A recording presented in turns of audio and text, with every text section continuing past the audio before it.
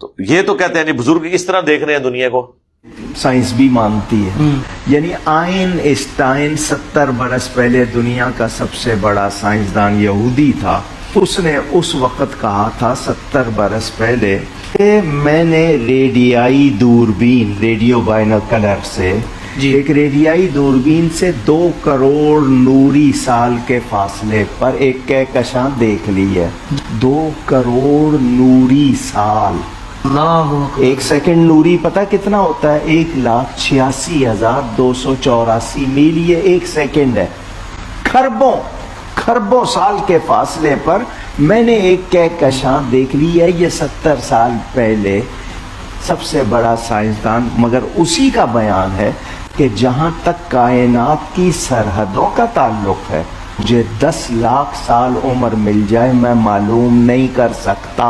یہ سائنسدان کہہ رہا ہے. میرے غوث پاک کہہ رہے ہیں نظر تو الی بلاد اللہ جمعاً کخردلۃ علی حکم اتصالی. یہ 70 سال پہلے بڑے سائنسدان کی بات، وہ 1000 سال پہلے غوث پاک. میں اللہ کے سارے ملکوں کو اس طرح دیکھتا ہوں جیسے ہتھیلی پہ رائی کے دانے کو دیکھتا ہوں. اللہ اکبر. میں اللہ کے سارے ملکوں کو اس طرح دیکھتا ہوں جیسے ہتھیلی پہ رائی کے دانے کو دیکھتا ہوں. اللہ اکبر. روحانیت کو پہچانے، تصوف کو پہچانے. یہ اس طرح کی اشتہاری اور دوسری باتوں میں نہ آئے.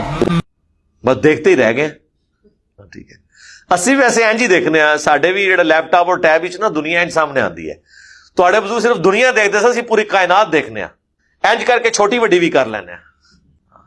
اور یہ اتنے بڑے بزرگ نے جنہوں نے سانو یہ بنا کے دیتا ہے، لیکن وہ ہے کافر سن، گورے. انہوں نے سانو یہ چیزاں بنا کے دیتی ہیں. 3D ویو بھی ویکھ لینے ہیں. جا تواڈے بزرگوں تو پتہ ہی نہیں سی لگتا، جھاڑ پہ آ جائے تو نماز مغرب دی پڑھ لیندے سن.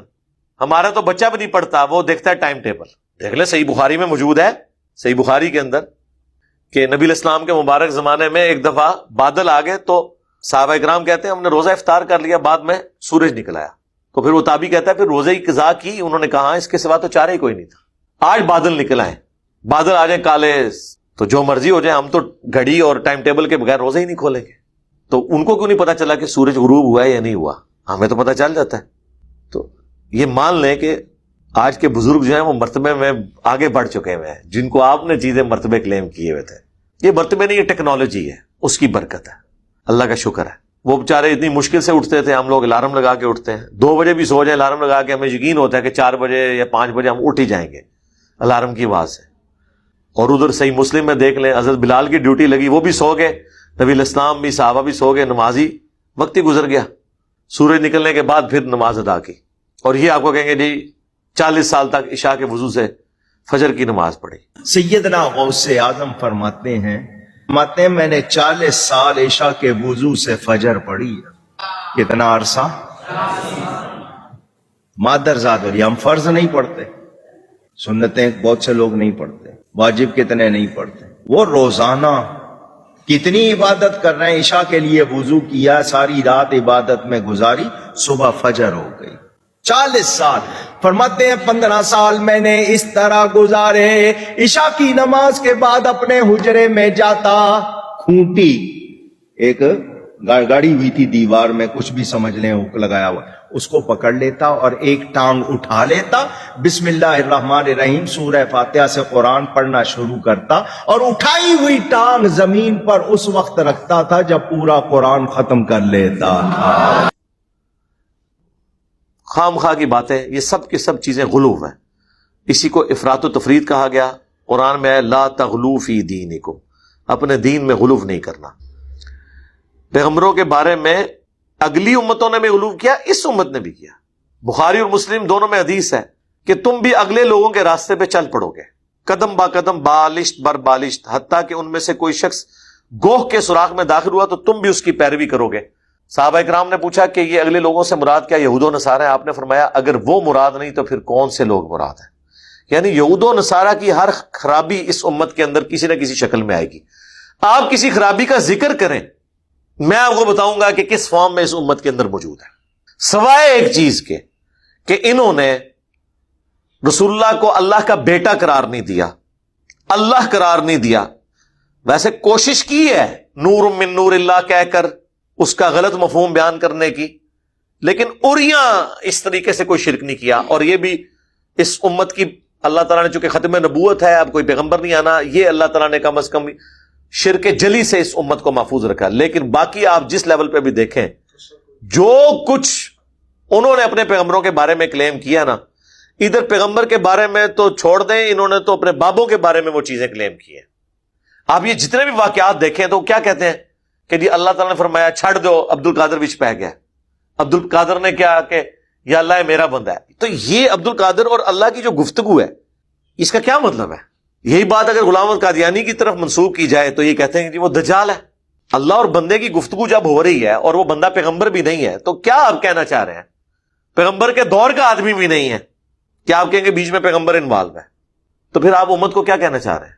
اور اس بات کا جواب ان کے پاس کوئی نہیں ہوتا. جب آپ ان سے پوچھیں، تذکرۃ الاولیاء جو تصوف میں ایک ٹیکسٹ بک ہے، بزرگان دین تصوف، دین اسلام نہیں، ان کے بزرگوں کی، اس میں آپ پڑھیں تو سارے بزرگوں کے بارے میں آپ کو بالکل ملے گا وہ ڈائریکٹ اللہ سے باتیں کر رہے ہیں.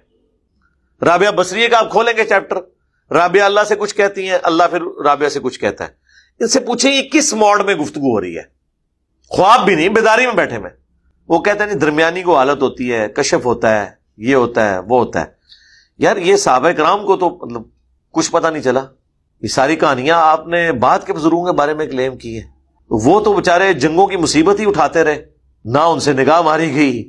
آپ دیکھ لیں جب قادسیہ ہوئی ہے تو حضرت عمر مدینے کے باہر جا کے انہوں نے پڑاؤ ڈال دیا تھا کہ جب باہر سے کوئی خبر لے کے آئے تو مجھے پہلے پتا چلے کہ ادھر کیا بنا ہے قادسیہ میں. ظاہر ہے اتنی بڑی جنگ تھی، وہ حضرت عمر ٹینشن میں تھے کہ اگر جنگ ہاری ہے تو میں پھر پیچھے سے کوئی اور پھر فوجی روانہ کروں یا ہم ریٹریٹ کریں اور کوئی اس کے لیے کوئی حکمت عملی تلاش کریں. تو یہ تو کہتے ہیں جی بزرگ اس طرح دیکھ رہے ہیں دنیا کو. یہ سائنسدان کہہ رہا ہے، میرے غوث پاک کہہ رہے ہیں نظر تو الی بلاد اللہ جمعن کخردلۃ علی حکم اتصالی. یہ 70 سال پہلے بڑے سائنسدان کی بات، وہ 1000 سال پہلے غوث پاک. میں اللہ کے سارے ملکوں کو اس طرح دیکھتا ہوں جیسے ہتھیلی پہ رائی کے دانے کو دیکھتا ہوں. اللہ اکبر. میں اللہ کے سارے ملکوں کو اس طرح دیکھتا ہوں جیسے ہتھیلی پہ رائی کے دانے کو دیکھتا ہوں. اللہ اکبر. بس دیکھتے ہی رہ گئے. مرنے سے پہلے اے مسلمان کر لے اس پہ غور. کتابوں کا خدا اور ہے، بابوں کا خدا اور فرقوں کی دکانیں بند. The damage has been done. اور بابے تو شے ہی کوئی نہیں، کوئی شے نہیں. یقین کرو یہ اتنی بار بولا ہے کہ اب مجھے تھوڑا تھوڑا بابوں میں ترس آنا شروع ہو گیا. اللہ تعالیٰ سے دعا ہے جو حق بات میں نے کہی اللہ تعالیٰ ہمارے دلوں میں راسخ فرمائے. اگر جذبات میں میرے منہ سے کوئی غلط بات نکل گئی تو اللہ تعالیٰ ہمارے دلوں سے محو کر دے، اسے دھو دے، معاف بھی فرما دے. ہمیں کتاب و سنت کی تعلیمات پر عمل کر کے دوسرے بھائیوں تک پہنچانے کی توفیق عطا فرمائے. سبحانک اللہم و بحمدک اشہد ان لا الہ الا انت استغفرک و اتوب الیک وما علینا الا البلاغ المبین.